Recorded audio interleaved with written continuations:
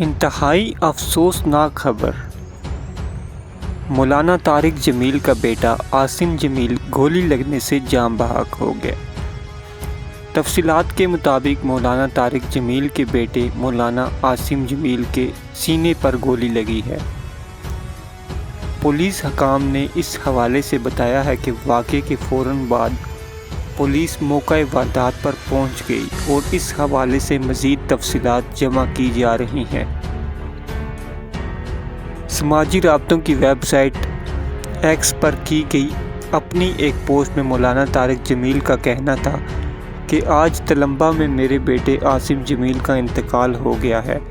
اس حادثاتی موت نے ماحول سوگوار بنا دیا۔ مولانا طارق جمیل کا کہنا تھا کہ آپ سب سے گزارش ہے کہ اس غم کے موقع پر ہمیں اپنی دعاؤں میں یاد رکھیں۔ اللہ میرے فرزند کو جنت الفردوس میں اعلیٰ مقام عطا فرمائے۔